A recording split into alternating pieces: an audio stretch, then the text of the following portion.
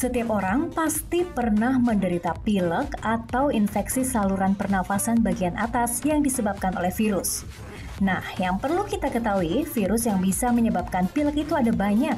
Dan rhinovirus adalah jenis yang paling mudah menularkan pilek.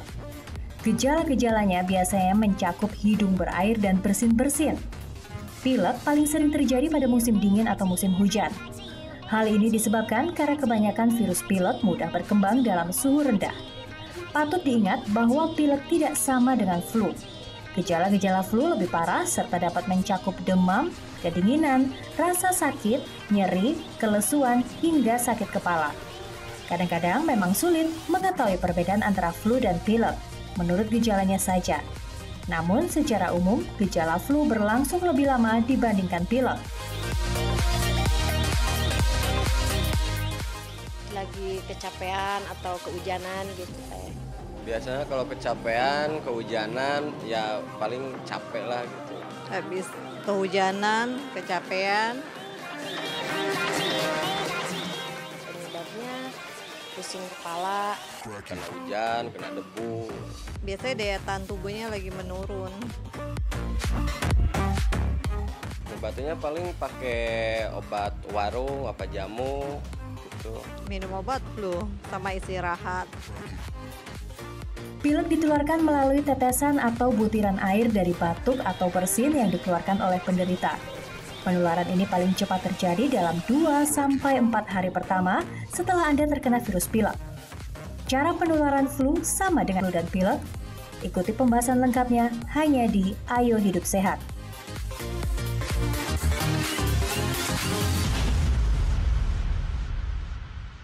Iya, musim hujan ini memang identik dengan penyakit ya. Dan penyakit yang sering dikena ini adalah penyakit flu dan pilek. Dan mungkin Dita juga kalau teman-temannya, kalau andai kata ditanya lagi sakit apa? Sakit flu, kalau nggak pilek, ya udah paling itu aja. Iya. Tapi sebenarnya kalau kita anggap sih, kalau secara aku sama teman-teman aku anggap itu hal yang sama sih ya. Nah tapi sebenarnya itu ada bedanya nggak sih? Nah, kita akan bahas dan di tengah kita sudah ada Dr. Susi Maria. Halo dok, apa kabar?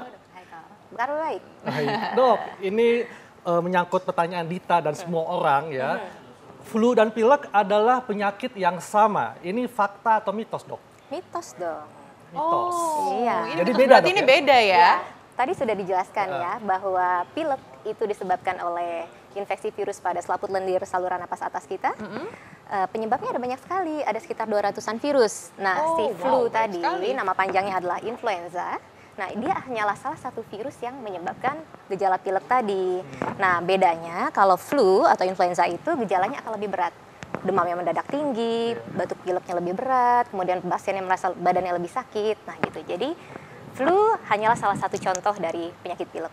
Oh, Ya. pilek itu tuh banyak penyakit, tapi kalau flu itu spesifik, influenza. Oh. Dan lebih berat gejalanya, dok ya.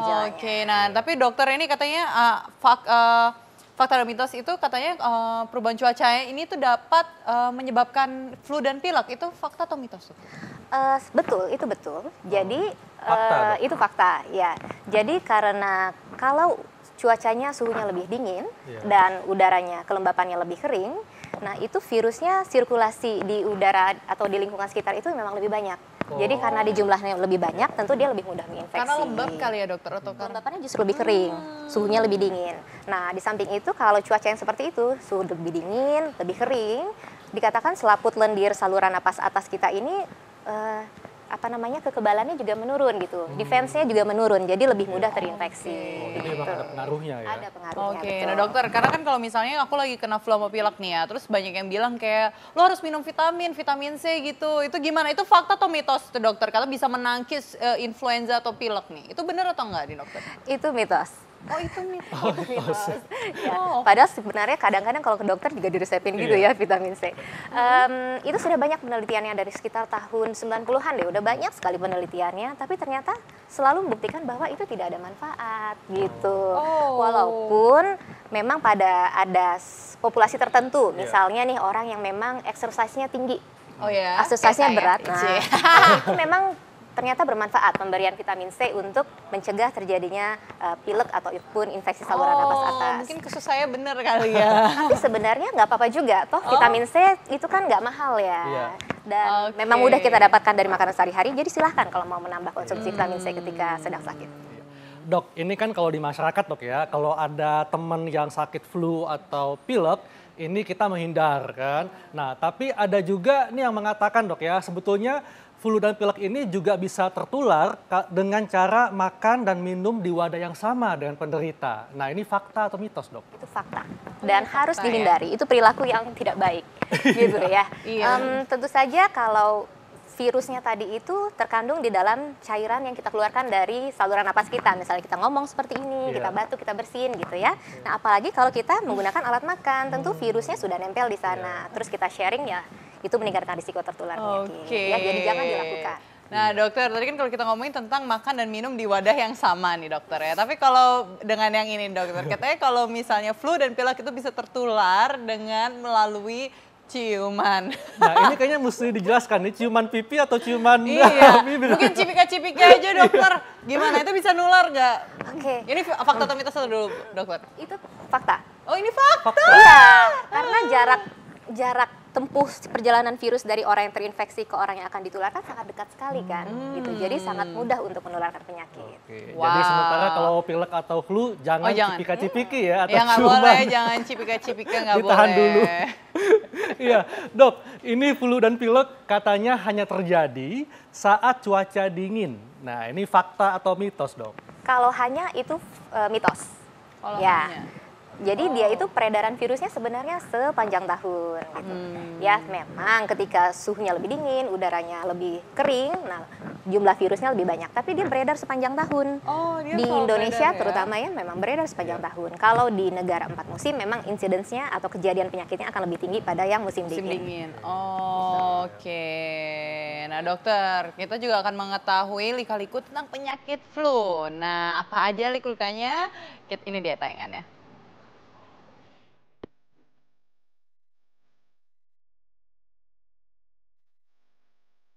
Pemirsa, saat musim hujan tiba, penyakit flu mulai merajalela menyerang anak-anak hingga orang dewasa. Sayangnya, masih banyak masyarakat yang menganggap remeh penyakit yang satu ini. Padahal, influenza sudah memakan banyak korban jiwa sejak ribuan tahun yang lalu. Nah, berikut ini adalah catatan perjalanan penyakit flu dari masa ke masa, hasil rangkuman tim Ayo Hidup Sehat.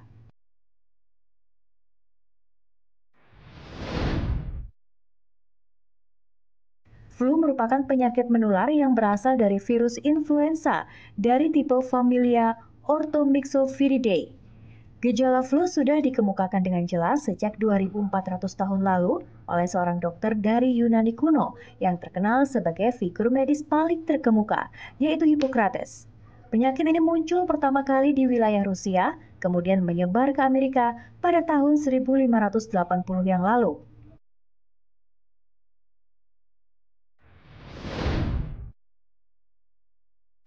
Selain Rusia dan Amerika, flu tercatat pernah mewabah di Spanyol pada awal abad ke-20. Pandemi atau wabah flu terparah dirasakan oleh masyarakat Spanyol pada tahun 1918 hingga 1919 silam, yang menewaskan lebih dari 100 juta orang. Bayang-bayang kengerian akan wabah flu tersebut membuat seorang sejarawan bernama Catherine Arnold menulis sebuah buku berjudul Pandemic 1918, The Story of the Deadliest Influenza in History.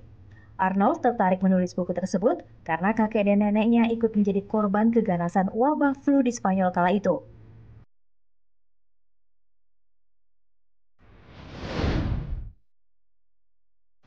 Nah, selain mewabah di negara Eropa, pada tahun yang sama, yakni 1918, flu juga mewabah di negara Asia, yaitu India.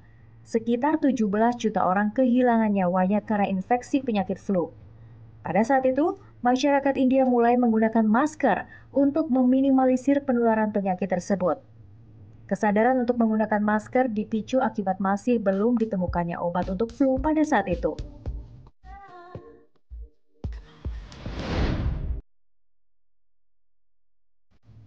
Saat ini masyarakat hanya perlu melakukan vaksinasi flu dan antibiotik untuk mencegah dan mengobati penyakit flu.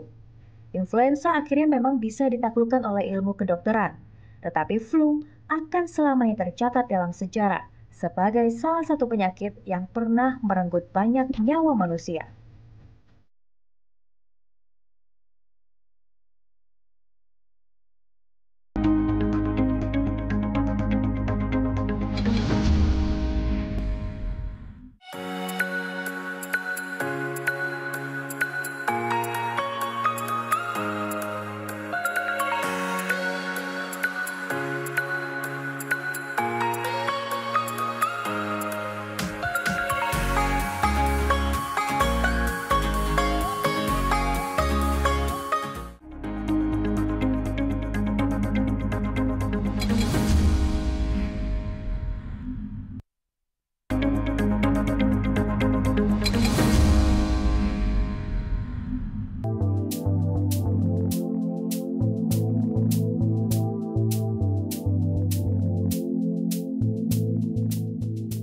Ada banyak sekali virus yang bisa menyerang tubuh manusia, bahkan mikroorganisme yang bersifat parasit ini bisa juga merenggut nyawa kita. Nah, dari sekian banyak virus yang ada di luar sana, tim Ayo Hidup Sehat telah mengumpulkan beberapa jenis virus yang dianggap paling berbahaya bagi kelangsungan hidup manusia, dan berikut infonya untuk Anda. Di urutan kelima ada virus influenza. Penyebaran virus influenza biasanya semakin marak di kala musim hujan tiba. Virus ini adalah penyebab utama dari penyakit yang biasa kita kenal dengan flu.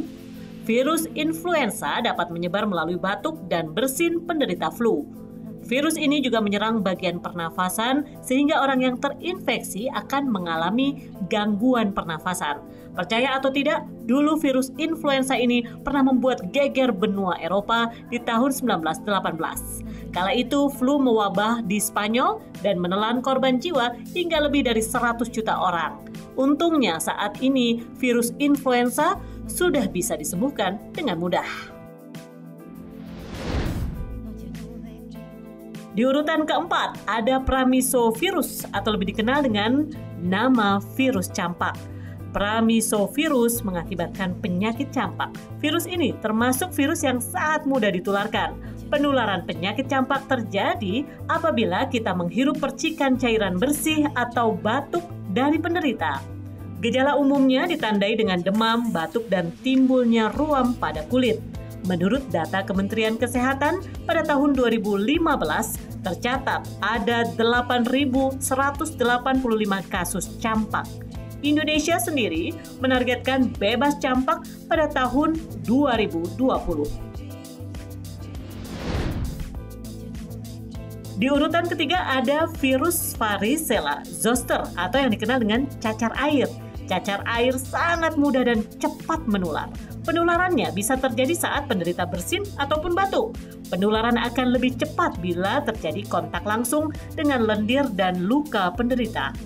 Faktanya, 90% anak-anak lebih mudah terkena penyakit cacar ketimbang orang dewasa. Penyakit ini juga memiliki resiko berulang yang tinggi.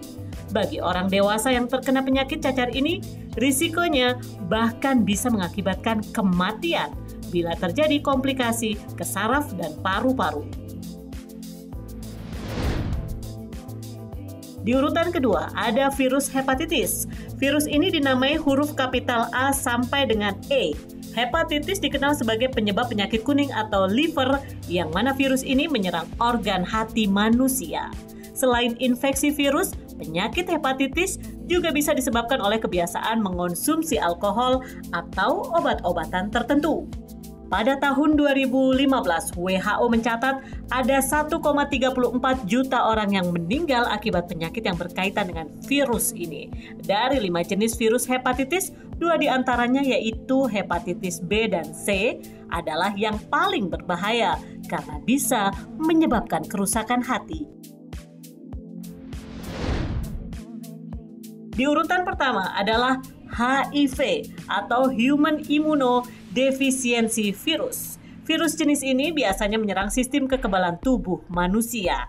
virus HIV adalah penyebab utama penyakit AIDS atau Acquired Immunodeficiency Syndrome adalah sindrom rusaknya sistem kekebalan tubuh manusia atau infeksi virus HIV. AIDS termasuk jenis penyakit yang sangat mematikan karena sampai sekarang belum ditemukan obatnya. Menurut data Kementerian Kesehatan Republik Indonesia, dari Januari hingga Maret 2016 tercatat ada 7.146 kasus HIV dan 305 kasus AIDS di Indonesia. Saat ini, setiap harinya ada 90 orang yang terinfeksi virus HIV dan 5 orang yang meninggal karena AIDS.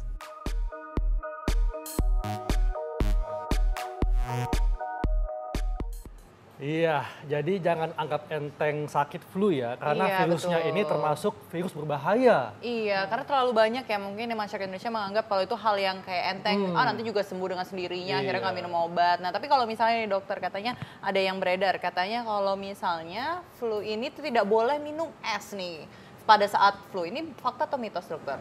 Oh, itu mitos.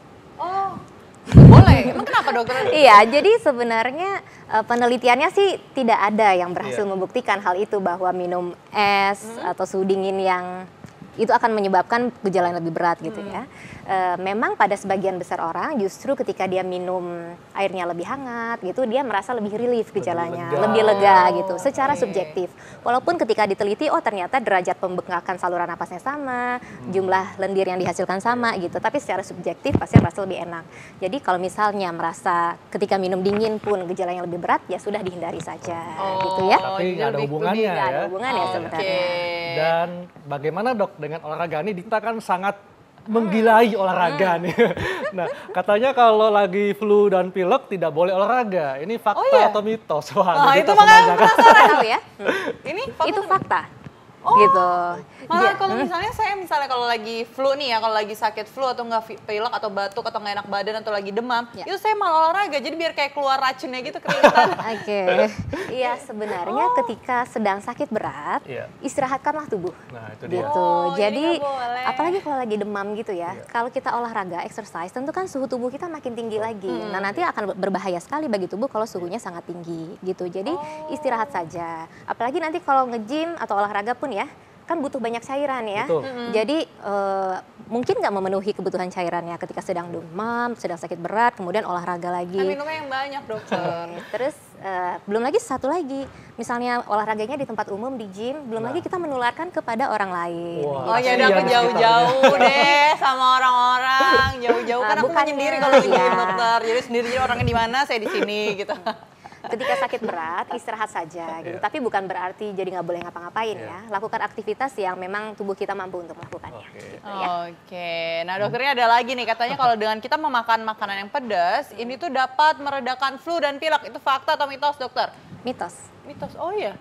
Kan banyak tuh yang makan bakso pedas kan. Itu malah bikin flu nggak sih? Kayak Nggak ada, kadang-kadang kalau makin udah kepedesan meler, kayak meler malah ya dokter. Itu nggak ada penelitiannya soalnya.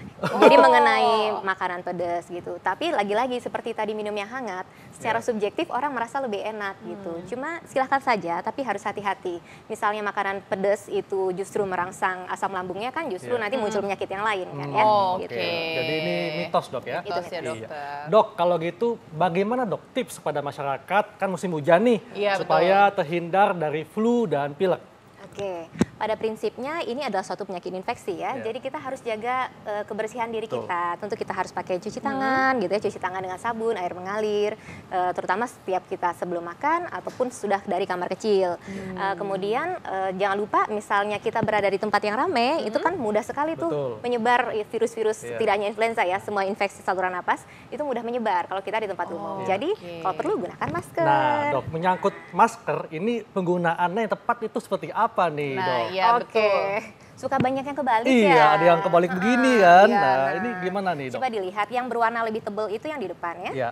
Kadang bisa warna biru, bisa Betul. warna hijau. Dan yang bagian yang keras ini adalah untuk frame untuk hidung kita gitu. Jadi itu Oke, letaknya jadi di biar nggak atas, kebuka-buka ya, dokter gitu ya. Jadi letaknya yang frame-nya ini ditaruh di hidung. Nah, lihat saja ini arah lipatannya itu kan ke bawah. Iya. Tujuannya supaya kalau misalnya ada bakteri atau virus yang nyangkut itu nggak akan nyangkut kalau Nggak posisi nampung ya? begini gitu. Jadi kebalik. Jadi dia akan turun ke bawah. Jadi seperti ini benernya, dok ya? Ini mesti menutup hidung ya? Ya. Dokter kena Betul. kacamata dokter. Oh iya. Coba kacamatanya di. Nah, betul. Kayak ninja ya. Iya. Ya. Baik dokter, terima kasih Oke, penjelasannya. sama-sama. Apa yang lupa buka? Iya. Dan ya kita masih akan ketemu besok ya. Dan Iya. tentunya tetap saksikan acara kita Senin sampai Kamis jam 1 siang. Dan saatnya kami pamit ya Dita. Iya, dan saya Dita Fakrana. Dan bagi Anda yang tidak menyaksikan acara ini bisa baca resumenya di laman fifa.co.id. Dr. Haikal dan Indonesia, Ayo hidup sehat. sehat.